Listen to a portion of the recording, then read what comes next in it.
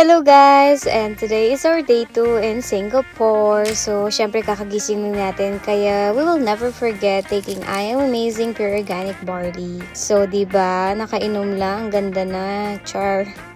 Ready na tayo niyan for our day 2 itinerary. Kaya naman binonggahan na rin natin yung ating OOTD.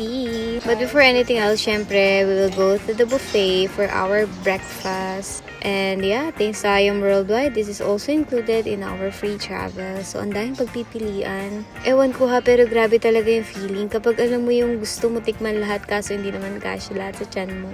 We're still in Hilton or Court, Singapore. Kaya talagang napakasarap din ng food. Nandito rin pala yung body natin, 'di ba? So, ayan, kumain na tayo ng mabilis lang. And after that, pumunta na agad tayo sa Merlion, sa Marina Bay Sands. Siyempre, tayo makikita yung mga nakanganga as usual. Ang sarap dyan, guys, although medyo mainit lang talaga yung panahon. Guys, we're here in Orchard Central. And kakatasan natin mag-shopping. Hindi na natin ang video. So, yeah, we're getting into the nerves. Yan, naglo-lunch na tayo in a few. Of course, with my Singapore body. Yes! Japanese na fighters na all is easy yan mga tagaya. Nauna na yung bus one. Ito na kami, we are in bus Occupy all the table. This one is for bus one. Yes, let's eat. Oh, bus pala to. Dito na lang tayo. Dito tayo. Dito tayo. Grabe, sobrang sarap. Then, we're almost done. Guys, we're heading to Cloud Forest. So, with my ultimate Singapore body, feel. Ito na gagawin. So, we need to scan. So, scan na siya. Oh, scan ready? Yes. Ito ang ano? Okay.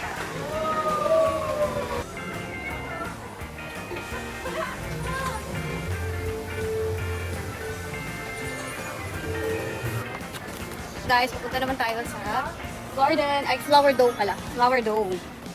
So, let's go. Flower dome. So, ito na guys, papasok na tayo sa loob. Since first time nga natin ang Flower Dome and dito sa Singapore, todo-todo ang pagmamaganda natin dyan kahit saan na lang talaga. Sobra talaga ako na-amaze dun sa place na alam mo yun, lahat is natural except dito sa dinosaur sa likuran ko, malamang. Super duper ko na-enjoy talaga guys. Alam mo yung kahit titignan ko lang yung bawat paligid, ganap na ganap ako sa pag-aura.